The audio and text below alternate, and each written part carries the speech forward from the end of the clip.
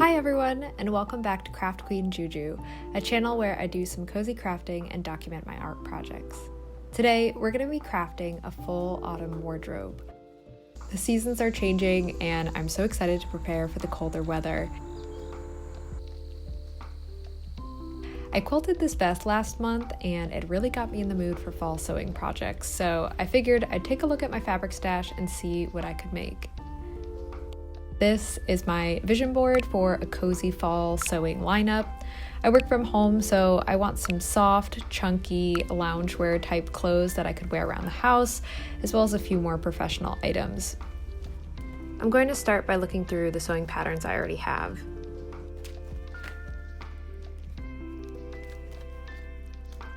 I'm also going to scrounge through my fabric stash since the goal is to buy as little new material as possible for these projects. After taking stock of things, I think I want to make crochet socks, a pair of gingham pants, a shirt with a Peter Pan collar that I can embroider, some sort of fleece sweatshirt or pants or something to use up this green fleece I have, and a maxi skirt, either pleated or tiered. So 5 items, some crochet, some embroidery, some sewing. Let's get started.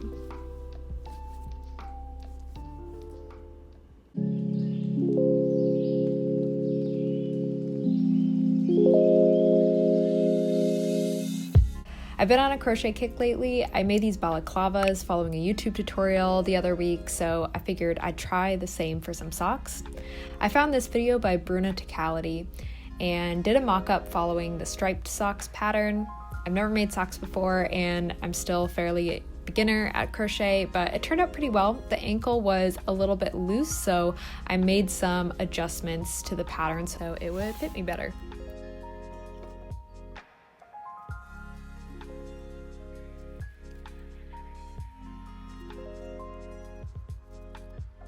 And then I started crocheting. The tutorial was easy to follow. It used a half double crochet stitch, which was new to me, but very easy once I got the hang of it.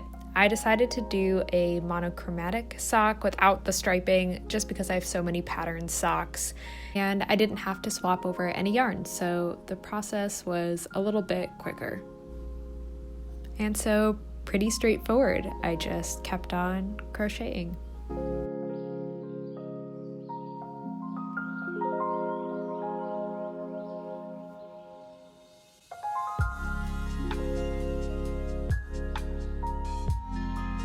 The pattern gives you this flat oblong shape that you then fold over itself and hand stitch into an actual sock shape. It took about a day and a half to finish the first one, and I was really pleased with how it turned out, so I went ahead and I made the other. And that was it. I sewed them both up, wove in the ends, and turned them right side out. And here is the finished result.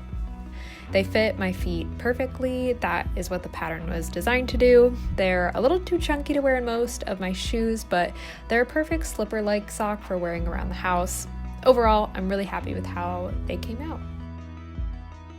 So socks are done.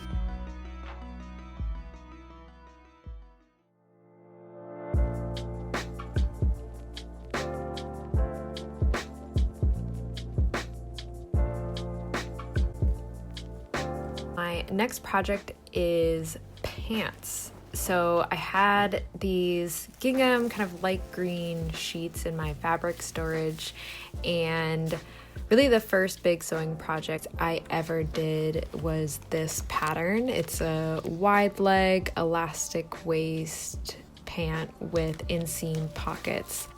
I made them back in 2020. Again, it was one of my first sewing projects ever, and I love them so much. They've held up for over 4 years, so I wanted to make another pair. I whipped out the old pattern and started making it with these sheets.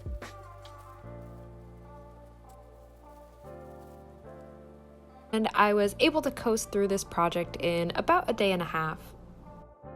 I always mess up on the pockets though. I don't know what it is, but it takes a few times with the seam ripper to get it right. This project was no exception, so it took a little doing and undoing. Really, though, the longest part was just getting the waistline right and fitting the elastic in. But like I said, I've done this pattern before, so it all went really well. Once I got that attached and the bottoms hemmed, they were done. I'm really happy with how they turned out. The pattern is just so comfortable. The pockets turned out great. They're breathable enough to wear as a warmer weather pant for earlier fall, but the elastic waistband is perfect for later fall and winter if I want to layer leggings or something underneath. So all around, this was a great project. I'm really happy I'm gonna wear them all the time. Pants are done.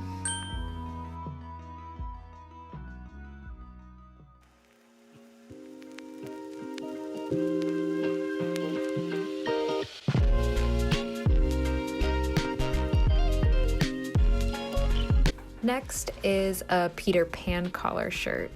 I was so excited for this one. I'm actually making it for my spouse, but we're roughly the same size, so I'm gonna use myself to model the measurements.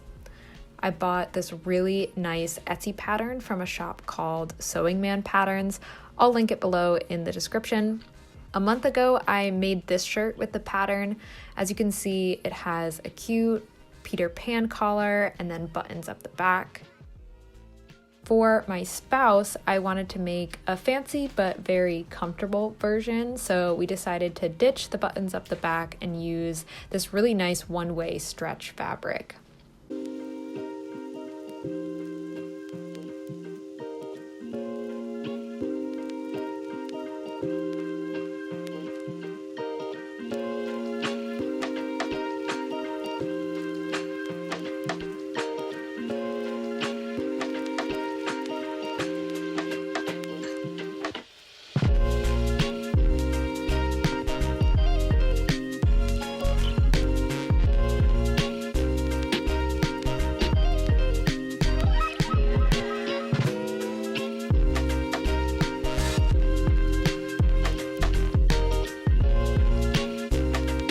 The pattern comes with a super helpful video tutorial, which was perfect since I really needed a visual aid with the modifications I was making to it. I then did a lot of brainstorming for an embroidery pattern for the collar, and I ended up choosing a thistle design and sketched it out.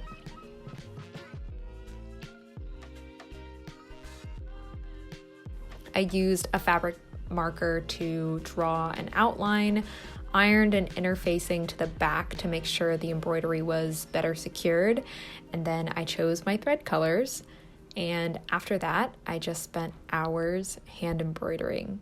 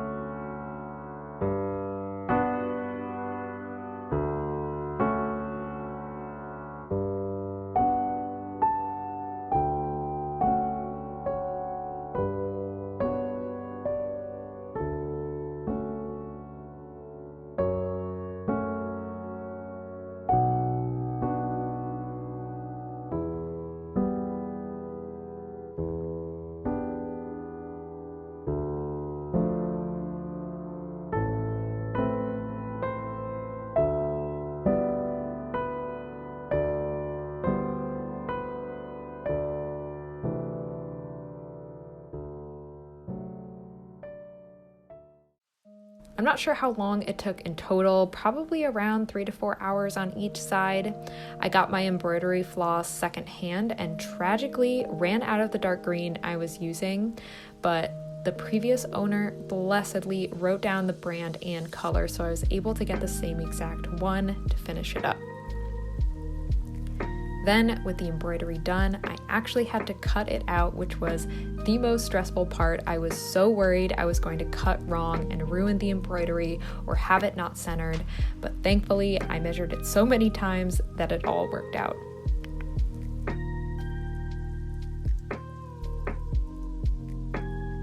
Then it was cutting out more fabric, more interfacing, and sandwiching them all together.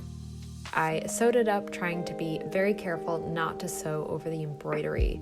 This is a stretch fabric and it was very challenging for me, especially with the collar. I tried to sew as carefully as I could while I was putting all the collar pieces together, and I tried to reduce as much bulk as possible, but it still did not come out as two perfectly round shapes. So I was a little bummed about that, but the embroidery is still well placed, and I think it's good enough for my first attempt, especially with stretch fabric. With the collar done, I headed back to the shirt, and for this whole project I used a zigzag stitch and did a little experimenting up front to make sure it didn't bunch up weird. I absolutely love top stitching my clothing just because I think it looks nice, and also I don't have a serger. So that was my plan for this shirt until I tried it on a shoulder seam and it immediately bunched up weird. I was so sad. Ripping that seam out was absolutely brutal, especially because I did such a dense zigzag stitch. So I really learned my lesson here. After that, the rest went really smoothly, did not do any top stitching. It was just front, back panel, 2 sleeves, so I put it all together. I also learned that on stretchy fabric, if you fold the hem over once and stitch instead of folding it over twice, it won't bunch up. So I did that and everything laid nice and flat. Then I had to finally attach the collar to the rest of the shirt, which was complicated because this is where I modified the pattern I was using. The actual pattern has 2 back panels and it has you sew the collar into the corner of those edges. I did not have that, so I thought that maybe if I just sewed the collar right sides together and top stitched it down to lay flat, it would work. But surprise, it did not. I mean, it was serviceable, but it didn't really lay flat, and there was some weird stuff going on at the back because the collar isn't meant to wrap all the way around. So I went back to the old seam ripper, I spent hours taking it off, and I ended up rigging up a more effective collar system with a strip of bias I cut. I measured this thing 1,000 times before sewing it again, but thank goodness I put it all together and it did work. So here it is. I don't think the collar is as clean as I would have liked it to be, but I learned a lot. It was my first time with stretch fabric, and I am really proud of the embroidery. It's also very comfortable, so that's another plus. And with that, the collared shirt is done.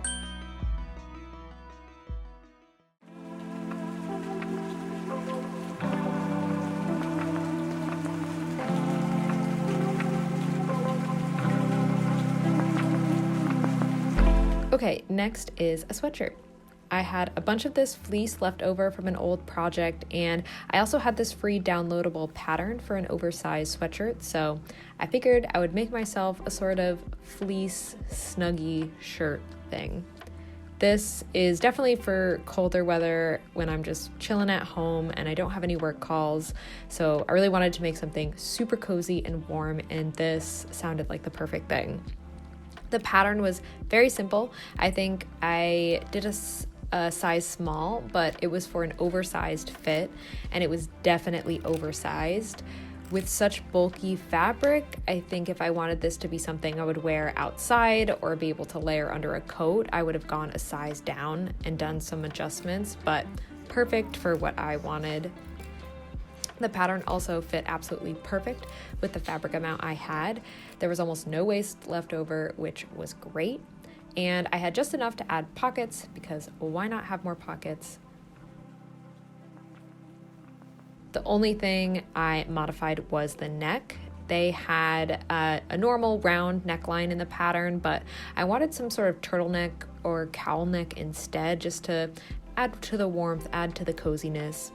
I used the same bottom length of the neckline to make a turtleneck pattern, and then I used this scrap fleece to cut a draft. It was chunky, I liked it, so I cut one with the green fabric and kept on sewing. This pattern was really easy. I got it all done in about 2 days. It was a very simple front and back panel, and then 2 sleeves with cuffs.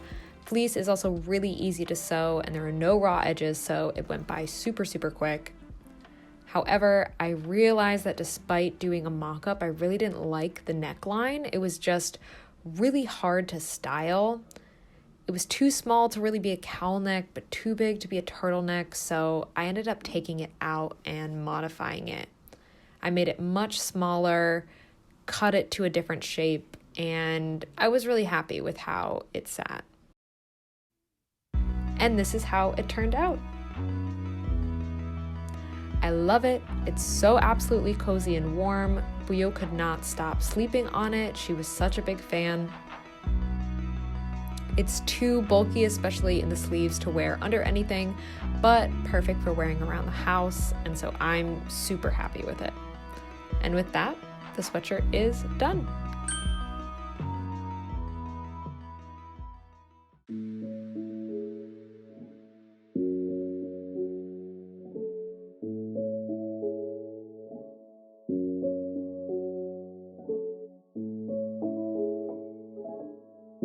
Finally, the last project is a skirt. I found this YouTube tutorial by Shalise Atlant, and it was so absolutely incredible. They give you a blueprint for how to draft your own tiered skirt pattern. I followed the template and added my own measurements to it. Then I did a bunch of algebra to figure out how big each tier of the skirt should be. I was using 2 separate pieces of scrap fabric for this, so the sizing was a little bit weird. I didn't fully have enough length for the top tier with the smaller fabric scrap, so I was trying to scale everything down. But then it turns out I was only a couple inches short and I was going to be gathering and hemming everything anyways, so I just kind of made do with my original measurements. I cut everything out, then started with the first tier.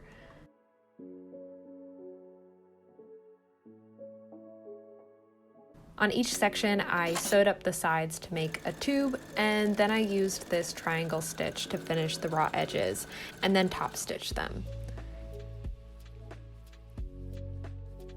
The calculations for the top tier of the skirt included the waistband, so I measured out the elastic, created a little casing, and threaded it through.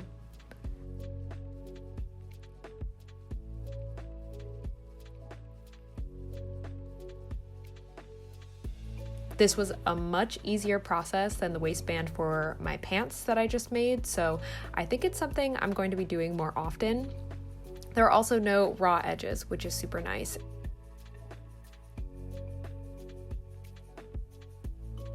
And it gave me this little mini skirt. For the second tier, I had to stitch up the sides again and then gather it to the length of the bottom of the first tier. So I used 2 long basting stitches and pulled the ends until I had the right size.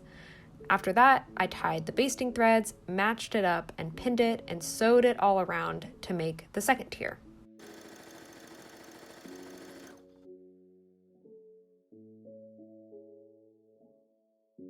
Then I did the same thing for the third tier, just with even more gathering, pinned it all together, sewed it up, and then I had a full skirt, which I just had to hem to the right length. And I did it all in a couple of hours. It was super easy, very quick tutorial to follow once I calculated all the measurements. Here is the final skirt.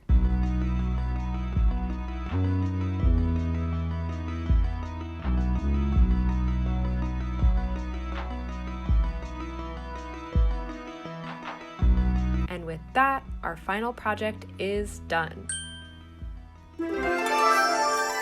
But wait. I loved my skirt so much, and it was early enough in the day that I just could not stop sewing, so I made a bonus garment. And what better project than a matching top with my gingham fabric? I have this tank top pattern with ties at the sides that is so easy and I love it so much. I've made 2 of them already in 2 different fabrics. I figured I would make it again, but this time a quilted version, so it's a better fit for the fall and I can wear it over turtlenecks or long sleeve shirts. I used this white kind of lining fabric for the inside, cut all the pieces out, and whipped out my quilt batting.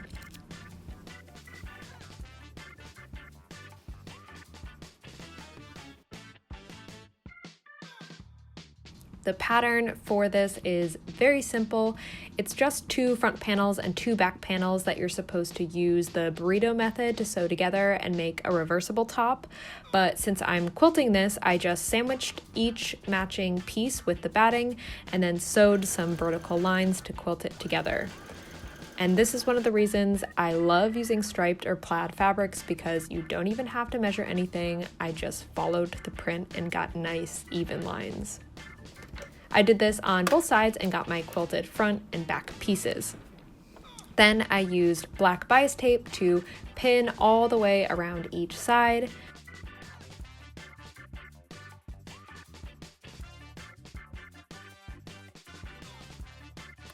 And then after that, I sewed them up, very careful to catch the tape on both sides. Lastly, I had to cut out 8 strips of fabric for the ties at the sides. They are always so annoying to turn right side out. I know I need to invest in one of those tools to do it, but for now, I just suffered through it. I finished all of them. I finished the ends and zigzag stitched 2 ties on each side. And really, it was just that simple. The full outfit is done. I love it so much. It's so comfortable and I love everything quilted, so I'm glad I spent another couple hours putting this together.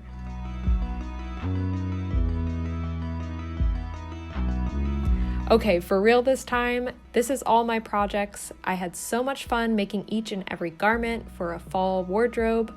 I'm going to wear them hopefully forever. Thank you so much for watching.